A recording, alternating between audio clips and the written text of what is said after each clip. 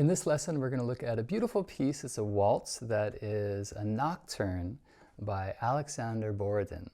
And this is a classical era piece getting into romantic era. And it was originally written for a string quartet. And we're going to play it in the key of B flat. That's a key that we don't always play on the ukulele. And so it really works nicely in this key. It's a lovely melody. And so we're going to work on expression, a few bar chords that we're going to use, some fingerings in first position, and then some motion around to higher positions. We're going to start with a good old B flat chord.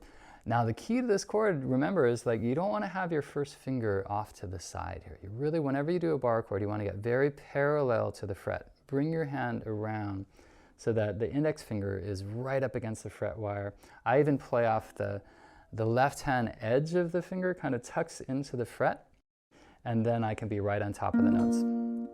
I always try to play right behind the fret wire. The basic pattern we're going to do in the first measure here goes thumb, index, then ring, and middle finger together to index twice. You can try that just to warm up with that using your B flat chord. Go for a really sweet tone. Then we're going to move down to F7 chord, which is 2, 3, 1, 0. And we're going to add a triplet there. I roll the chord, then I go 3rd fret G on the 2nd string with middle finger, high string with ring, then back to the F. The thumb plays the bass note. Then we move to this part of an E flat chord we're heading towards, but first we have our first finger here. So you just swap your 2nd and 3rd finger, and then you put in your pinky to complete the B flat chord with that note G. Back to an F chord. So that sounds like 1 and 2, 3, waltz, triplet, 2, 3, then 1 E and a 2, 3, 1, 2, and 3. Now one thing that's tricky about this that you'll notice is that we're going to be moving between 8th notes, triplets, and 16ths. So this piece is it's subtle, but it's a really good exercise in developing control over your rhythms. So what I would recommend practicing, let's just play the note A, the high string A, and I'm going to go from quarter notes to 8th notes and count 1 and 2 and 3. I'll keep it in 3. 1 and 2. Now the big trick here is triplet, triplet. Then 1 E and a 2 E and a 3 E and a 1, 2. If you can start with quarter notes and go to 8th notes, then triplet, triplet, triplets, and then 16ths back. Try that with a metronome and get it really very clear. It feels like the triplets are kind of lazy. Triplet, triplet, then 1 E and a 2 E and a 3 E. Count those E endas when you get to the 16ths. 1 E and a 2 E and a 3 E and a 1 E and a 2 and 3. That's really going to help you. And then when we get to the 4th measure, we're going to move that F chord up a fret, 2 frets, and add in, to make it a G7, we're going to add in the 5th fret of the 3rd string.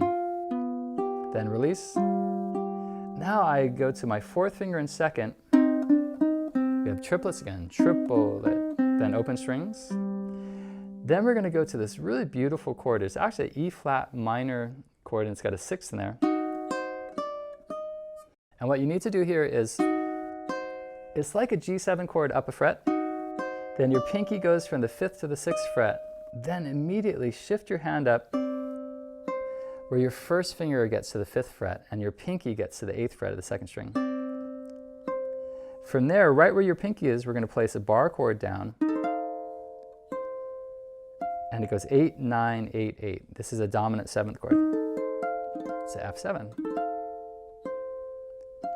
That's the first phrase. It's an 8-bar phrase. 1, 2, 3. Triplets here. Triplet, 2 and 3. Let the notes breathe. 1 E and a 2 E and a 16ths there. 1 and 2 And all downbeats here, then is 8th note. Then triplets, open string, reset the hand. Then a bunch of shifts here. Really good practice there. What you're doing is you're targeting it with your pinky, you're shifting, then you're doing the same thing again. So we're doing these motions up the neck, and you can really use your eyes and your fingers to work on that position transition. You could try to do that a few times to get comfortable with blocking out the shapes with the left hand. Then when it repeats, we go back to our theme again, just like before. I like doing a little crescendo, building that. 1, 2, 3. And so that measure, goes 1, 2, 3, and. Then we do the same thing, moving up and down.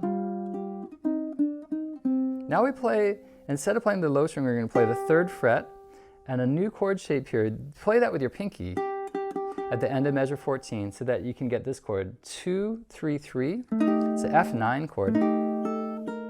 But we're going to reserve our first finger because we need to play this high string open. So we're going to use 2nd, 3rd, and 4th. I start with thumb, index, middle in the right hand, and then I alternate above. Move up to a D bar chord, 5th position, 7, 6, 5, 5, 2 notes barred, then release the open strings. Then here,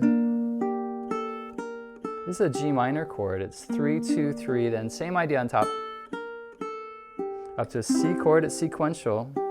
Now use your 2nd finger to play the 3rd fret at the end of measure 18 so that your 3rd finger is ready to play this E flat minor, back to the B flat chord.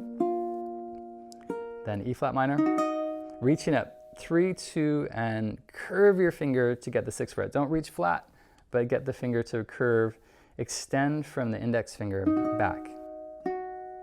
That moves down a fret, and then we get this big B flat chord, 3, 2, 1, then the pinky is a guide finger, it just goes down a fret. First time, first ending, we arpeggiate that, ring, middle, index, high string 2nd and 3rd. Last time you just roll the chord to end. And it's such a sweet piece, you might repeat it more than just twice. You could go to the first ending a couple times. And so there's some challenges there with fingerings. You know, when you get to this section, 2nd finger, so the 3rd finger is ready. It falls right into place, and it goes right back to that chord. Then really open up the hand here, and then everything falls down a fret. First and pinky can be guide fingers here. That really stabilizes the hand, then you just fill in the rest of the chord with those 2 fingers. And so it's a short piece, but it's so beautiful. This is just an excerpt. Of course, it's a movement from the string quartet. It continues, but this is the main theme that I arranged for you here. And I really like to, we mentioned first practicing with that metronome. Really get clear with the 8th notes, the triplets, and 16ths. Eventually, it's Romantic era music, so there could be some push and pull, and you might do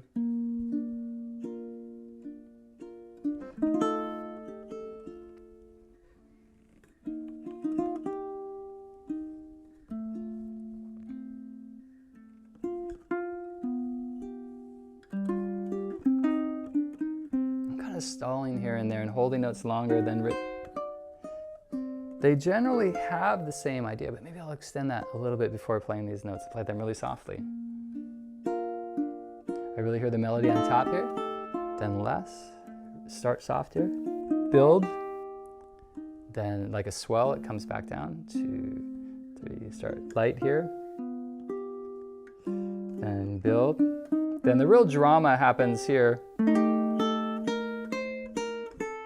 A little stronger.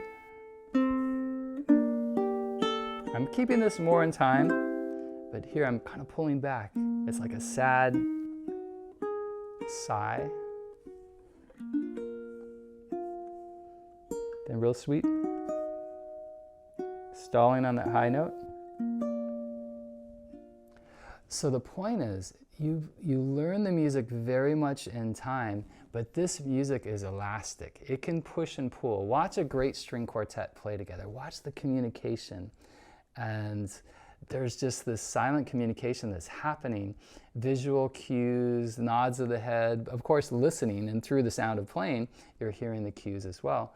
But this music has some room to really work on your phrasing and creatively. So practice it to understand and get control over the rhythms, then try to free it up and see what you can come up with. It's really subjective in a way. It's how you feel like interpreting it. And I'm always here for you to listen to your version of it, and I can give you some feedback or ideas. But really in the end, it's completely your decision of how you want to phrase it. You can be really free, or you can be really, closer to what's written on the page. Either way can be really beautiful. So have fun with this and take some chances. Try to work on being creative with your interpretation. And what you'll realize is that they often say, well, classical music, it's all written down. It always sounds the same. Listen to many different versions of this piece, and you'll notice each one is very different. The subtleties, that's what makes the music really unique. So I hope you enjoy learning this, and I look forward to seeing you again soon.